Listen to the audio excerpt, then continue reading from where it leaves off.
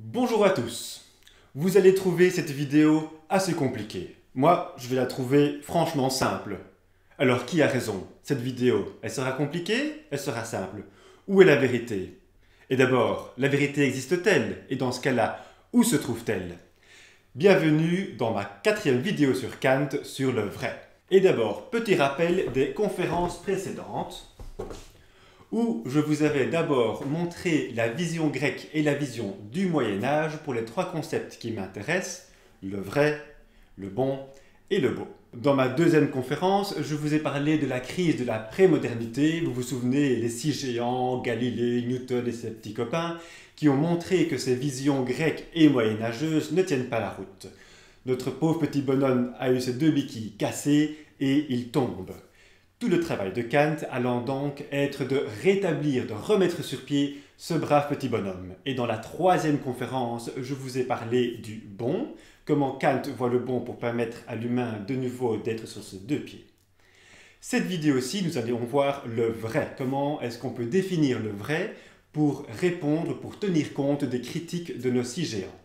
La 5e vidéo, la prochaine, parlera du beau, et la 6e, nous irons un petit peu au-delà de Kant.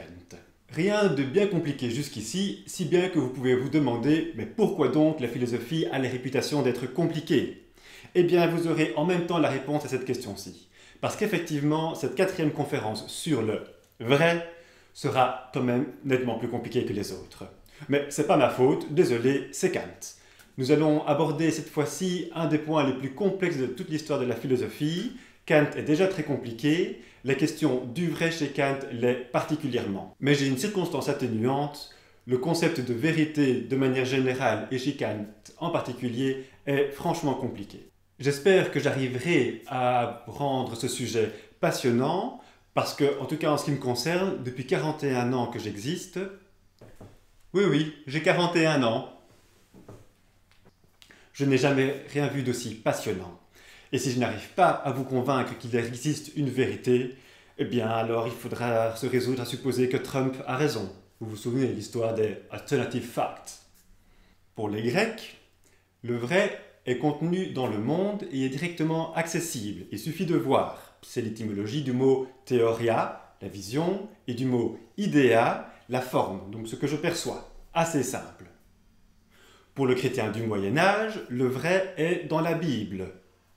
Dieu l'affirme, je n'ai pas de raison de croire que Dieu me ment, puisque Dieu me veut du bien, donc le vrai est également directement accessible dans la réalité. Mais nos 6 géants, vous le savez, ont foutu le bordel. Galilée, Newton, Descartes et Bruno et compagnie nous ont montré que ce que je perçois n'est pas la réalité. Ce que je perçois me ment. Mes sens me mentent ou bien la réalité me ment. Mais alors, à quoi puis-je faire confiance? Qu'est-ce que je peux appeler de vrai? Et à présent, une petite mise en bouche.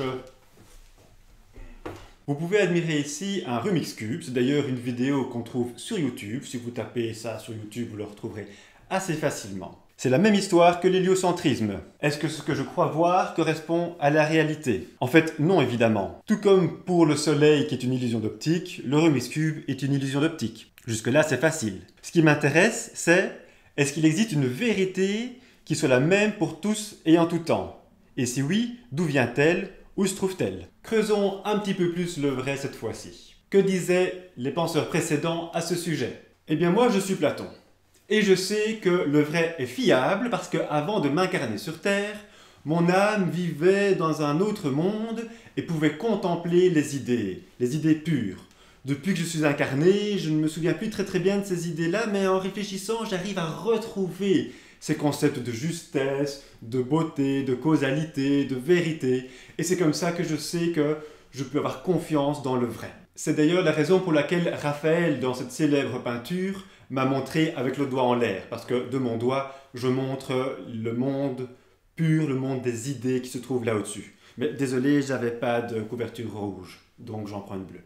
Et moi, je suis Hume, David Hume, le philosophe anglais du début du XVIIIe siècle. C'est moi qui ai réveillé Kant de son sommeil dogmatique.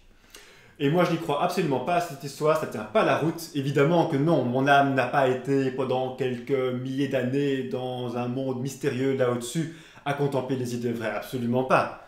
D'ailleurs, le vrai n'existe pas tant que je ne peux pas l'expérimenter. Je ne peux pas être sûr du vrai tant que je ne l'ai pas expérimenté. Si je veux être sûr de quelque chose, je dois en faire l'expérience empirique, dans la réalité. D'ailleurs, c'est pour ça qu'on m'appelle un empiriste. Si je veux être sûr qu'une cuillère tombe, la seule manière d'en être certain, c'est de la faire tomber. Effectivement, la cuillère est tombée. Est-ce que la cuillère va retomber si je la lâche? Je ne peux pas être sûr. Bon, on va vérifier. Ah bah oui, la cuillère est retombée. Et si je la lâche la cuillère une troisième fois, est-ce qu'elle va tomber une troisième fois? Je ne peux pas en être certain. Jusqu'à présent, mon expérience laisse à penser que oui, mais je ne peux pas en être absolument certain. D'ailleurs, si vous avez joué avec des ballons de baudruche remplis de gaz, il arrive que le ballon monte vers le ciel au lieu de tomber.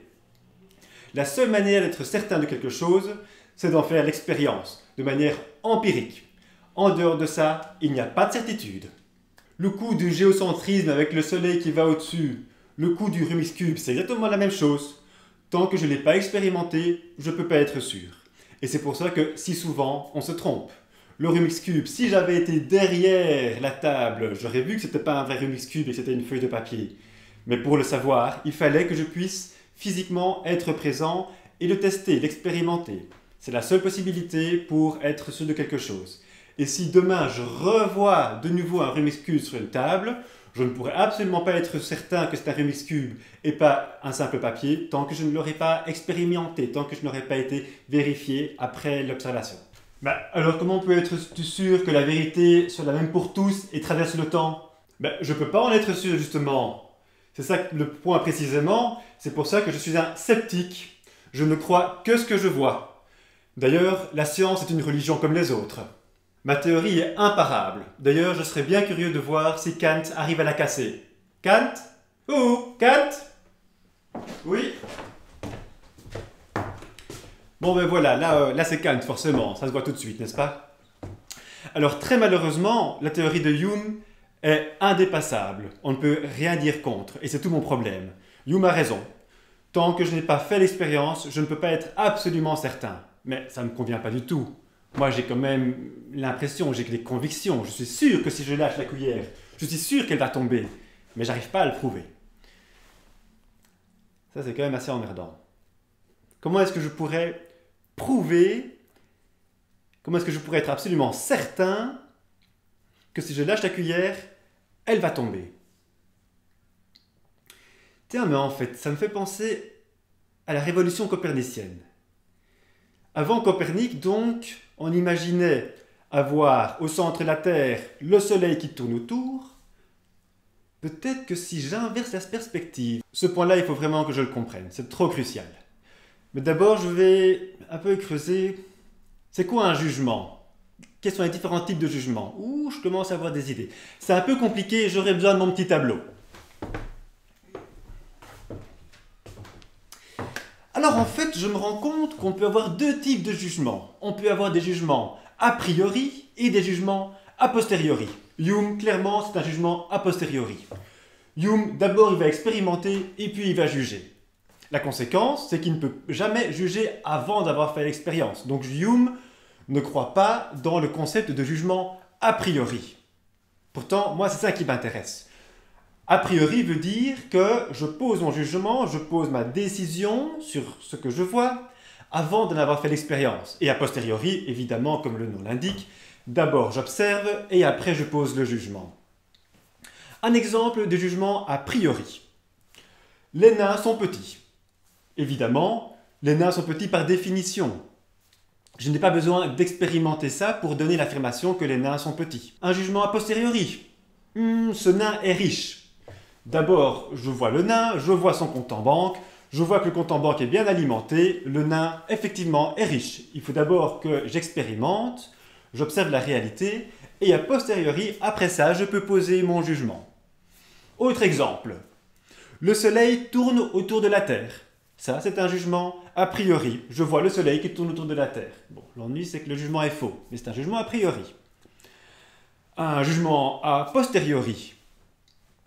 Je laisse tomber la cuillère. Ah oui, la cuillère est tombée. Ou alors, j'observe le monde qui m'entoure.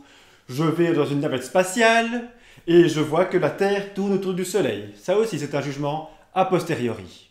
Maintenant, on va voir deux autres groupes de jugements. On peut voir les choses complètement différemment. D'une part, des jugements analytiques, d'autre part, des jugements synthétiques. Un jugement analytique est un jugement dans lequel toutes les informations sont déjà contenues dans ce qui est à ma disposition. J'avais donné l'exemple, le nain est petit. Un nain, par définition, est petit. Donc, dans le concept de nain se trouve déjà la petitesse. Ça, c'est un jugement analytique. Si par contre, je dois rassembler des éléments qui viennent de différentes parties, qui viennent de différents horizons, je dois les mettre ensemble pour poser mon jugement, c'est l'histoire de le nain est riche, je prends le nain d'une part, je prends son compte en banque d'autre part, ça c'est un jugement synthétique parce que je dois faire la synthèse, je dois réunir le nain que je vois ici, réunir son compte en banque, et quand je mets tout ensemble, je pose un jugement qui est synthétique. Je fais la synthèse de différents éléments. Ça, c'est ce que les Grecs ne faisaient pas, en tout cas pas de manière pointue. Les Grecs se contentaient de faire des jugements analytiques.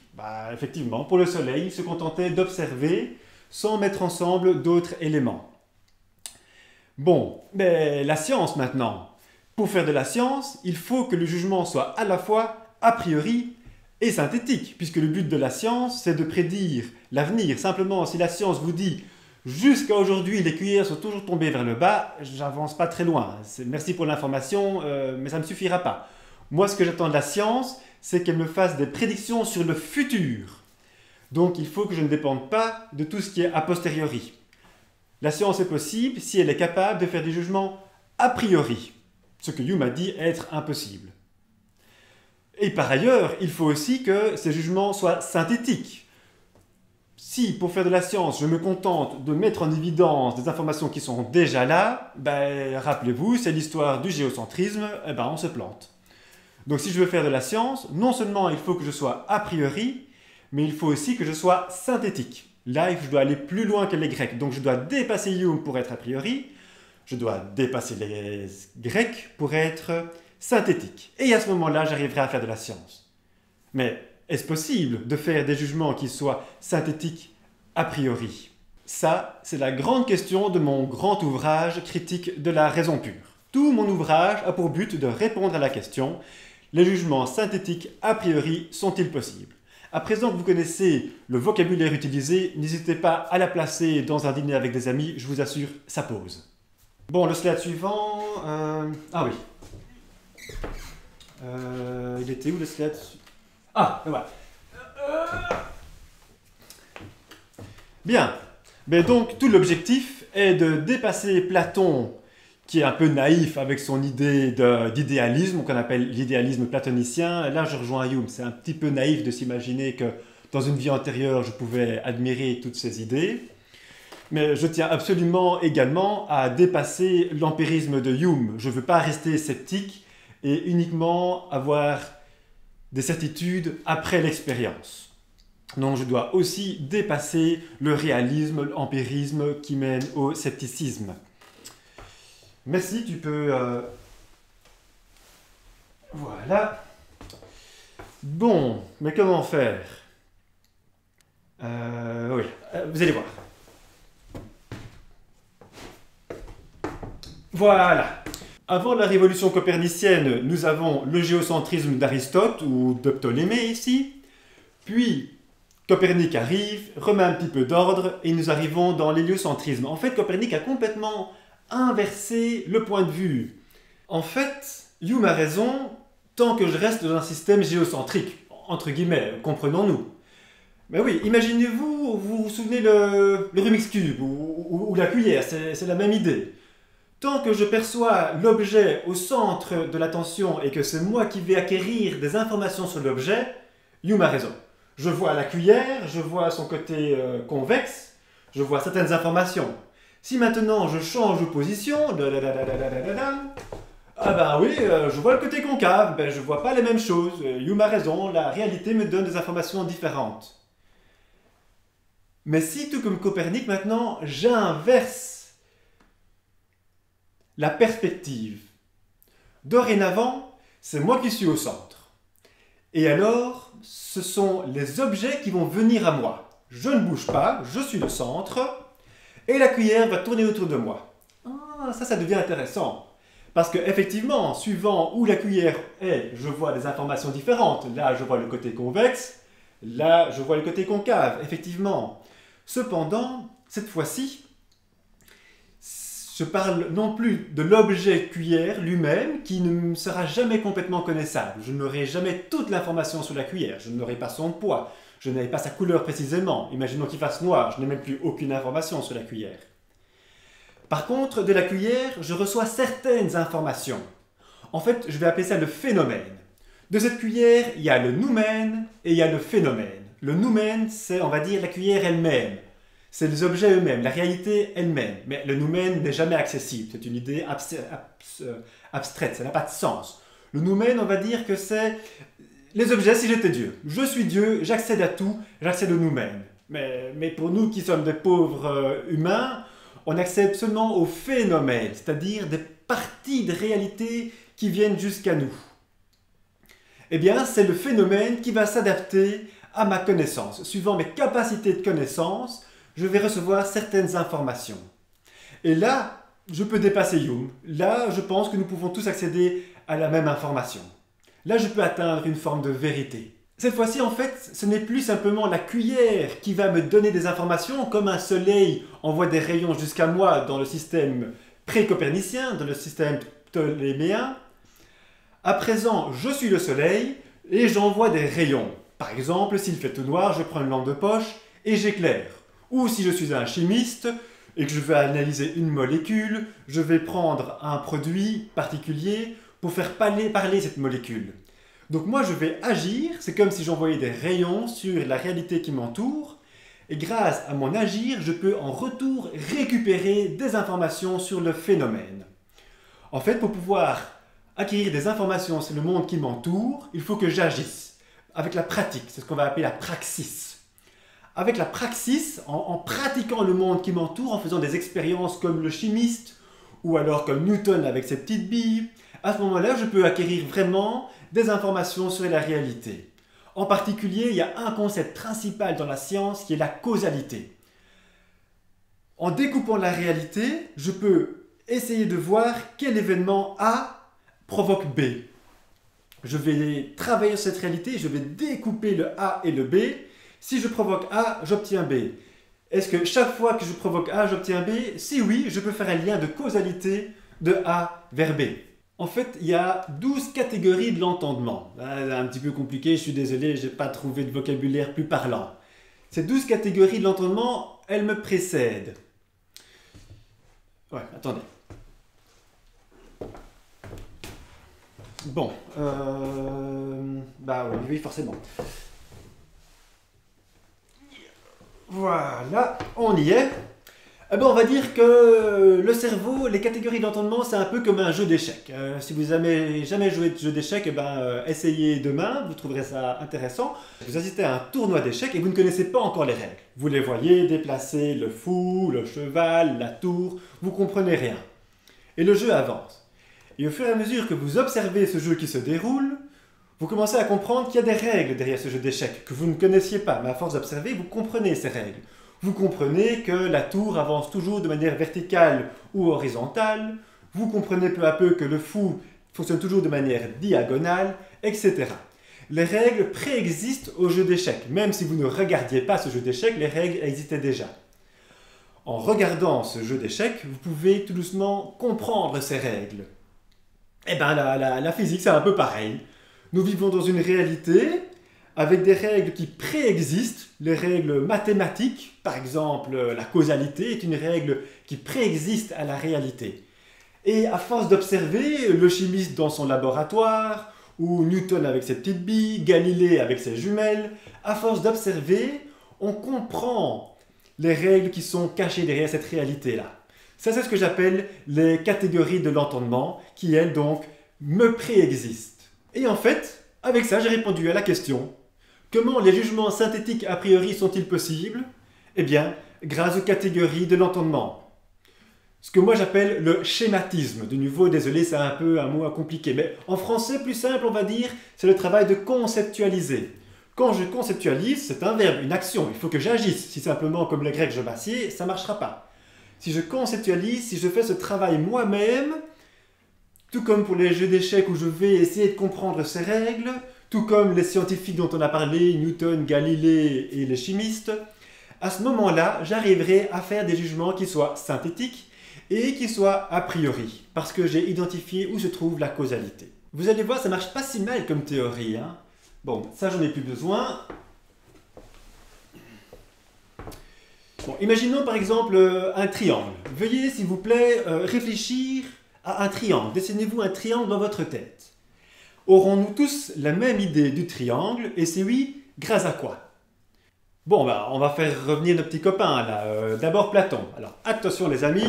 Et hop là. Hey, pas mal. Bon, alors, ce triangle, donc, et hop là.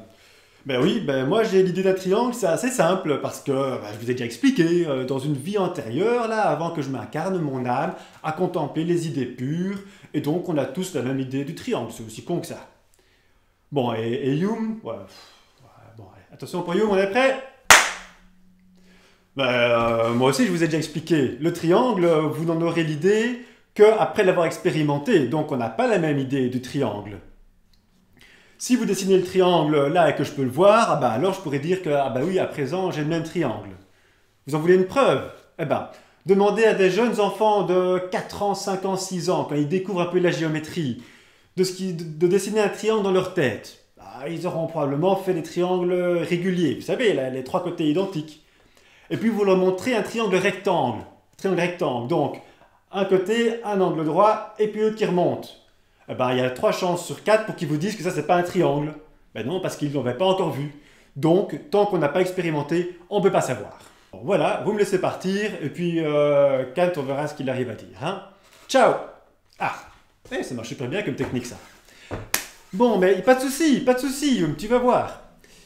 Le concept de triangle, au début, j'en avais effectivement pas. Et c'est pour ça que tu as entièrement raison. Si on demande à des enfants de 5-6 ans de dessiner un triangle dans leur tête, et puis de me dire si mon triangle rectangle est bel et bien un triangle, effectivement, ils vont probablement se planter. Plusieurs vont dire que non, c'est pas un triangle. Mais c'est ce que j'ai expliqué, t'as pas écouté. Pour comprendre ce que c'est que la vérité, pour être d'accord sur la vérité, pour qu'on ait tous la même vérité, il faut y travailler. La praxis, la pratique, le travail. L'enfant au début ne sait pas ce que c'est, mais quand il a fait de la géométrie pendant 6 ans à l'école, de ses 6 ans à ses 12 ans, ou un peu plus peut-être, à ce moment-là, il saura qu'un triangle rectangle, c'est aussi un triangle. Donc non, il n'avait pas l'idée innée comme Platon. Cependant, on est tous d'accord pour savoir ce que c'est qu'un triangle une fois qu'on a étudié le concept, une fois qu'on l'a conceptualisé. Tiens, mais et Dieu dans tout ça? Parce que moi, mon objectif principal quand j'ai écrit la critique de la raison pure, à l'origine, mon objectif, c'était de voir dans quelle mesure on peut étudier Dieu, dans quelle mesure on peut faire de la métaphysique, mais qui soit une métaphysique de qualité, quoi, pas les idioties qu'on a sorties avant moi. Mais maintenant que je comprends un peu mieux ce que c'est que poser des jugements synthétiques a priori, maintenant que je comprends un peu mieux ce que c'est que la vérité, je suis un peu embêté par rapport à Dieu. Qu'est-ce que je peux encore connaître sur Dieu? En fait, rien. Pour connaître quelque chose, je dois pouvoir le pratiquer, l'expérimenter, le chipoter, mettre les mains dessus. À ce moment-là, je peux connaître la réalité qui m'entoure. Mais sur Dieu, je ne peux pas le prendre, je ne peux pas le mettre dans une éprouvette, Dieu. Je ne peux pas commencer à faire des équations sur Dieu. Non, alors la métaphysique, je ne peux plus rien en dire. En tant que science, la métaphysique, je ne peux rien en dire. Mais en fait, j'ai tué la métaphysique, si je me comprends bien. Oui, pour le dire autrement, si je veux connaître quelque chose, je dois l'atteindre par mes sens, mes 5 sens, ou un peu plus pour certains. Mais sur Dieu, je ne peux pas utiliser mes sens pour travailler sur Dieu. Je ne peux pas l'entendre, le voir, le toucher. Donc Dieu est une idée insensée. Ce qui ne veut pas dire que Dieu n'existe pas. Hein. Je suis un chrétien convaincu, Dieu existe. Mais avec la science, je ne pourrai jamais rien en dire, puisque je ne peux pas accéder à Dieu via l'essence réelle. Tiens, Kant, tant que tu es là, dans une conférence précédente, tu m'avais promis de m'expliquer d'où vient la liberté, parce que je te rappelle que tant qu'il n'y a pas de liberté, il n'y a pas de morale. Je ne peux pas faire le bien avec ma volonté tant que je ne suis pas sûr d'avoir une capacité de liberté. Alors, à l'époque, on m'avait promis que tu m'expliquerais, mais j'ai toujours pas eu la réponse. Ah oui, tu avais raison, ben c'est le bon moment, on va faire ça tout de suite. Alors, attention, vous êtes prêts? Et hop là! Eh bien, pour expliquer la liberté, vous avez tout en haut de cette chaîne la cause première. Vous avez la création du monde. Après moi, dans quelques siècles, on appellera ça le Big Bang. Là, vous avez une cause première. Cette cause a provoqué d'autres événements qui s'enchaînent. On appellera ça donc les conséquences. Alors, en fait, ouais, mais je suis un peu embêté parce qu'on vous a dit que je prouverais la liberté, mais je ne vais pas la prouver du tout. Moi, ce que je vais vous prouver, c'est que justement, on a un gros problème avec la liberté. Parce que si chaque événement que vous voyez a été provoqué par l'événement qui précède, ben, il n'y a plus de liberté. Et effectivement, c'est le cas. Prenons un bonhomme qui a piqué une pomme à l'étalage. Il va devant le juge et puis il a été attrapé par la police. Et le juge lui demande « Mais mon petit bonhomme, pourquoi est-ce que tu as volé cette pomme ?» Le petit bonhomme répond « Mais monsieur le juge, c'est pas vraiment ma faute, c'est parce que j'avais faim. » Donc vous voyez, de l'événement voler une pomme, on va commencer à remonter les échelons. « Oh mais pourquoi est-ce que tu avais faim ?»« Ben monsieur le juge, j'avais faim parce que j'avais rien mangé depuis 3 jours. »« Bah oh mais pourquoi t'as pas mangé depuis 3 jours ?»« Ben monsieur le juge, j'ai pas mangé depuis 3 jours parce que j'ai pas de diplôme et j'ai pas de boulot et donc je gagne pas d'argent. »« Ah oui mais pourquoi t'as pas de boulot ?»« Ben j'ai pas de boulot parce que je suis orphelin et mes parents n'étaient pas là pour me payer des études. » Et vous voyez, on peut continuer à remonter dans le temps comme ça. Et donc notre petit bonhomme, le voleur de pommes, n'est pas responsable de son acte. Il a volé des pommes, c'est vrai, mais il n'y a pas de liberté là-dedans.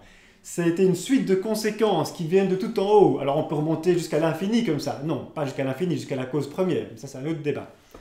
Mais donc effectivement, on peut voir ce petit bonhomme comme étant pas responsable de ses actes. Il a volé une pomme pour une série de causes. Et d'ailleurs, c'est ce qu'on appellera les circonstances atténuantes. Le juge va le condamner de manière extrêmement légère, vu les circonstances atténuantes, vu les causes qui ont précédé. Ça, c'est une lecture. Et donc à ce moment-là, il n'y a pas de liberté. Bon, mon petit bonhomme, moi je vais être obligé de te mettre en prison, hein. Ah mais non, monsieur le juge, pourquoi ça? Parce que je veux plus que tu voles des pommes à l'étalage, et donc pour être sûr que t'en voles plus, j'ai pas le choix, je te mets en prison. Ah mais non, monsieur le juge, absolument pas.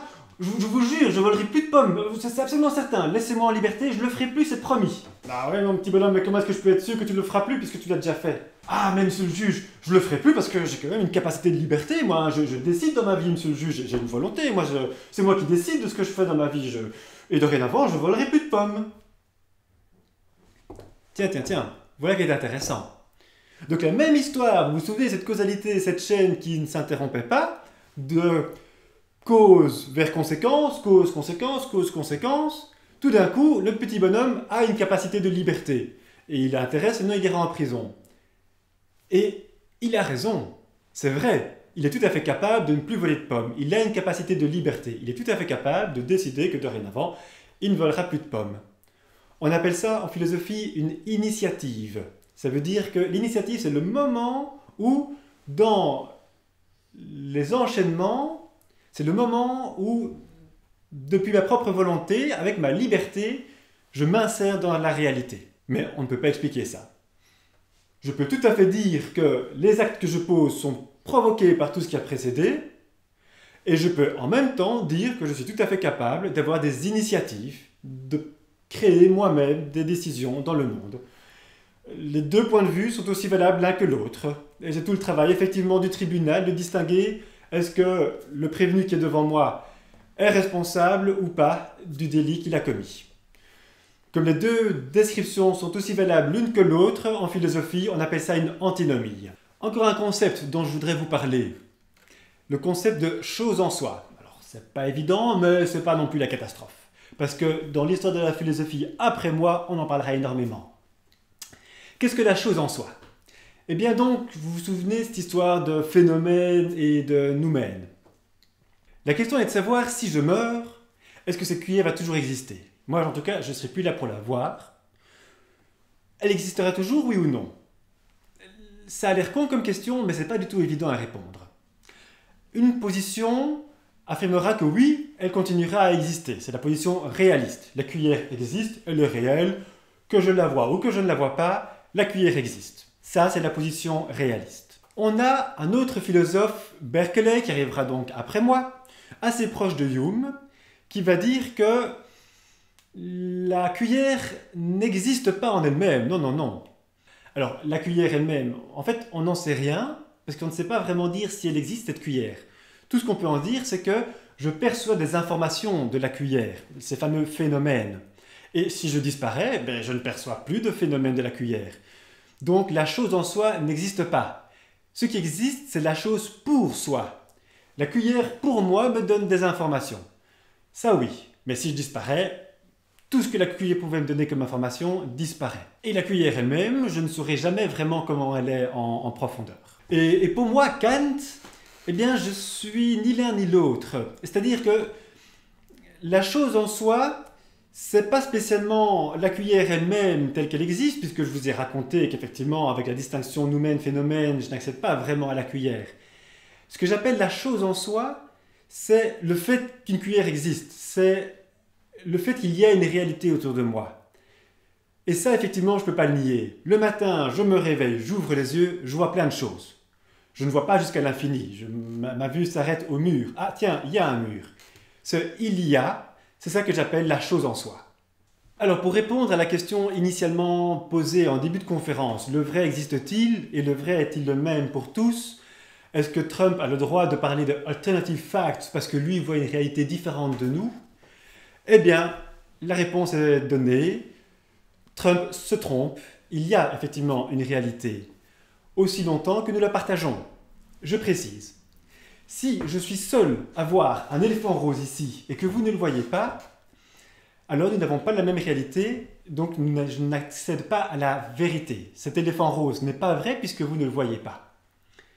Par contre, si nous voyons tous un éléphant rose ici à ma droite, alors effectivement cet éléphant rose existe. C'est ce que j'appellerais donc la vérité. On atteint la vérité, on atteint le vrai, si moi et mes congénères, on est d'accord sur ce qu'on voit. Si nous voyons tous la même chose, alors effectivement, c'est que nous avons atteint la vérité. Jusqu'au jour, éventuellement, où la science avançant, avec les progrès, on se rend compte que ce n'était pas vraiment un éléphant, mais c'était peut-être un hamster ou une souris.